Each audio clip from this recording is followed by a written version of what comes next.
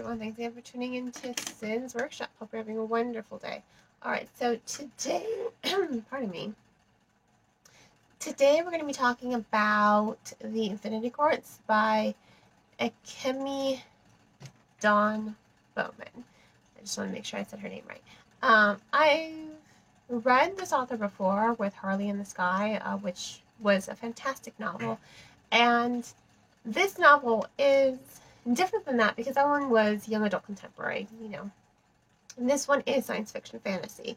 So I was really interested to see where the author was going to go with this. I've only ever read contemporary from her, so this seems like a kind of branch out of her zone, her comfort zone, which I like. I appreciate when authors do that. And you know what? I was impressed. This book deals with, it follows Nami. And she was on her way to a party being thrown by the senior class. She was graduating. She was about to go on her first date with her best friend who she's had a crush on for forever. And then her other best friend calls her and says, hey, can you stop by the gas station and buy some alcohol for us because we're out. And she's guilted into it. She's like, okay, fine, I'll do it. She's like, I don't like it, but I'll do it.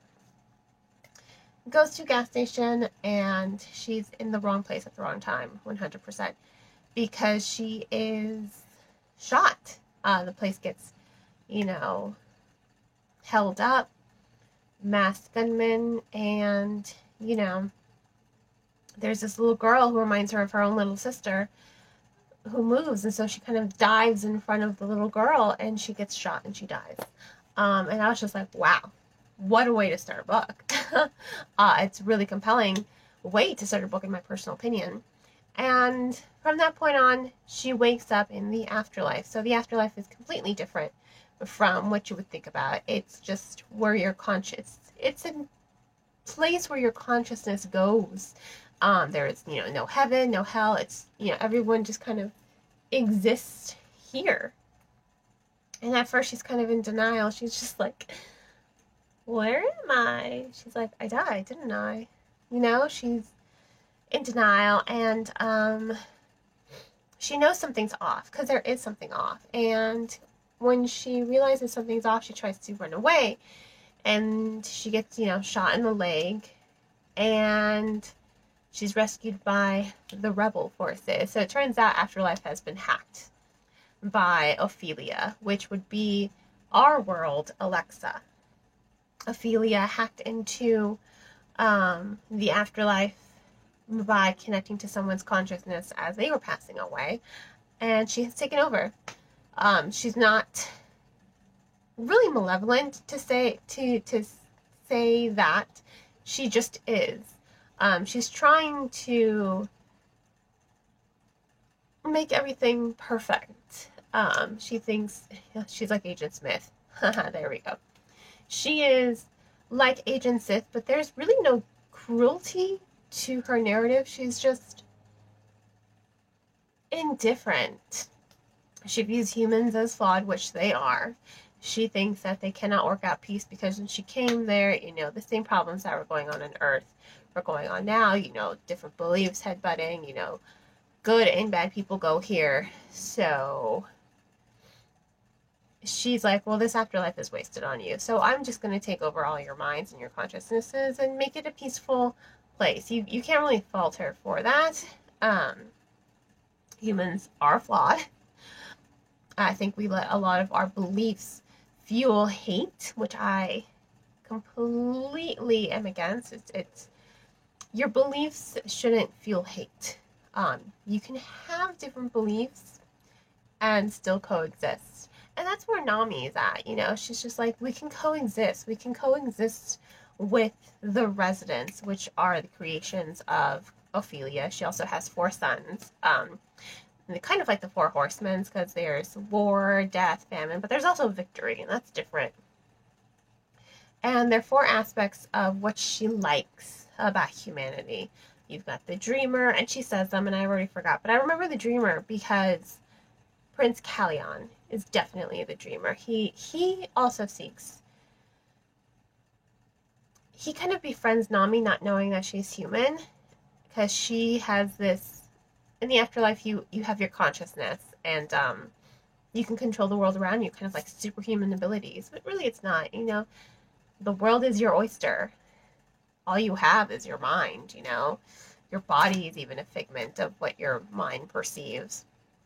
And that's what I think is interesting with this book, how the author, how she really focuses on this idea of good versus bad. There is a lot of debate in this book about good versus bad.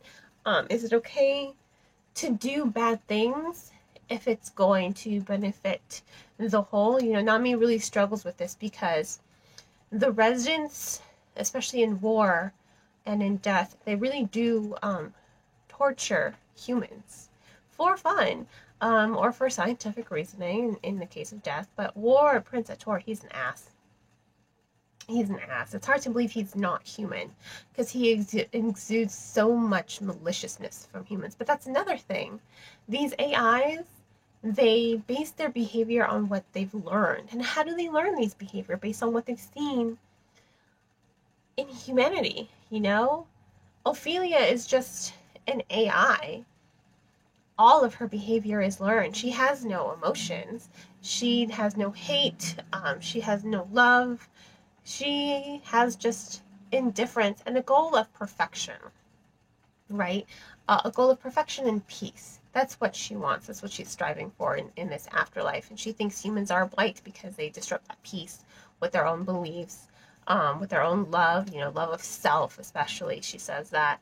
And I think it really makes you think as a reader. Like, you know what? She has a point, Ophelia. Humans are so flawed, but Nami also has a point as well. Those flaws can create such beautiful works of art, of literature, and we see that.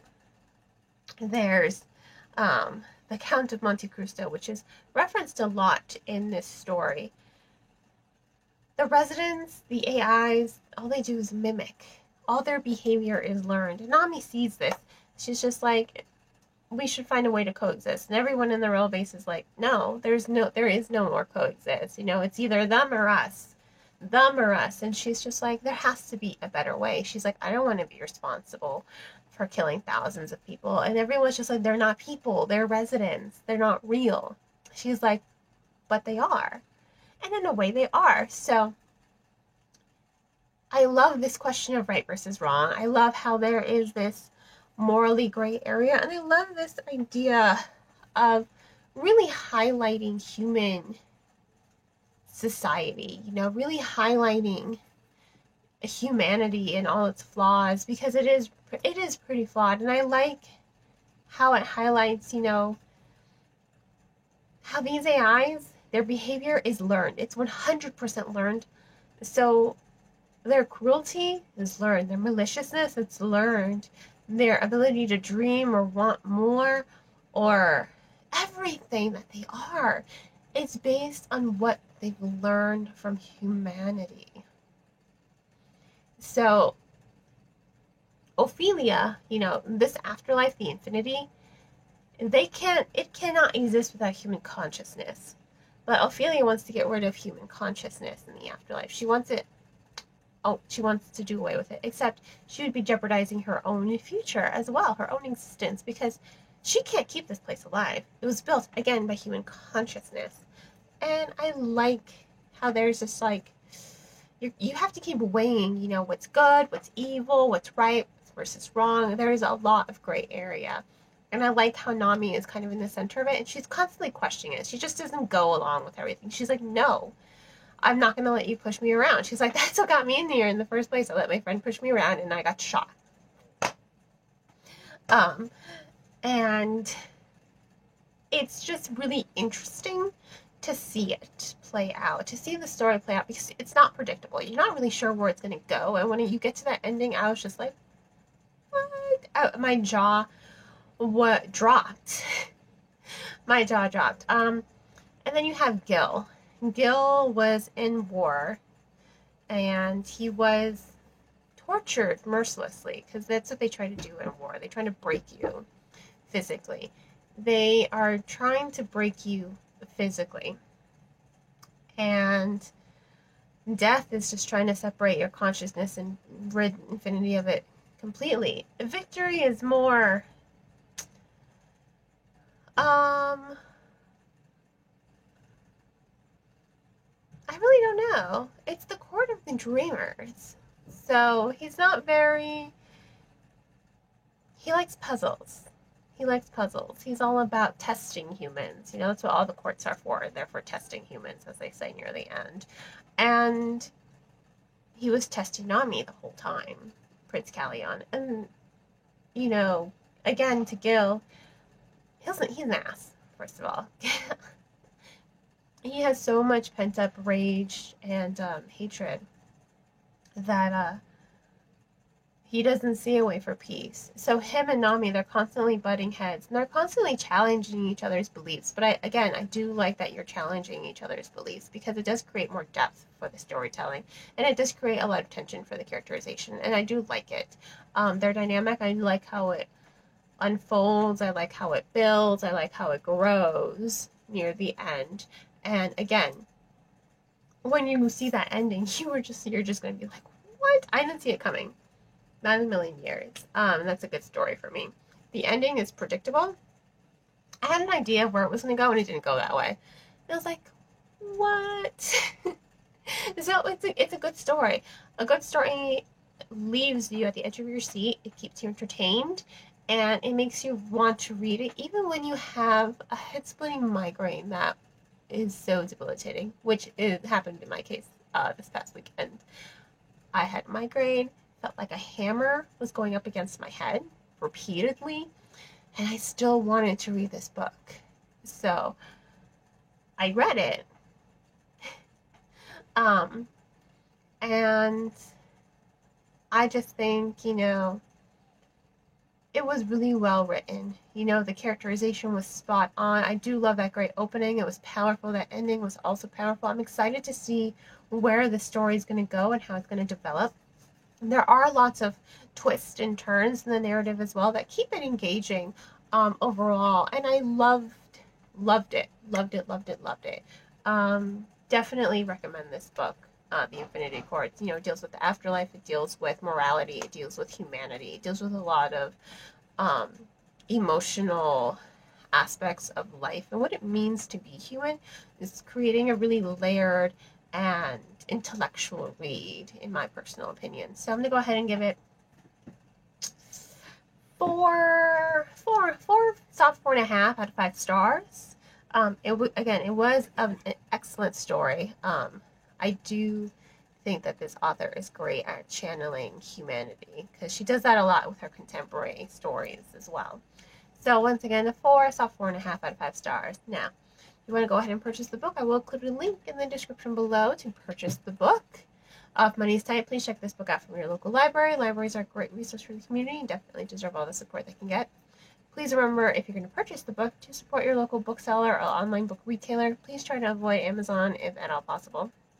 I'll include a link to bookshop.org, which helps support local booksellers. You know, you can purchase the book there, you can select your local bookstore that you want your proceeds to be sent to, or it'll just select a random bookstore in your neighborhood, which is great for the bookstores. On that note, I hope you all will continue to support me by liking this video, subscribing to my channel, and sharing it with all your book-loving friends. You can also become a supporter by making a donation on Buy Me a Coffee or purchasing one of my handmade candles. There are links in the description below. Hope you all have a great rest of your day, and as always, happy reading.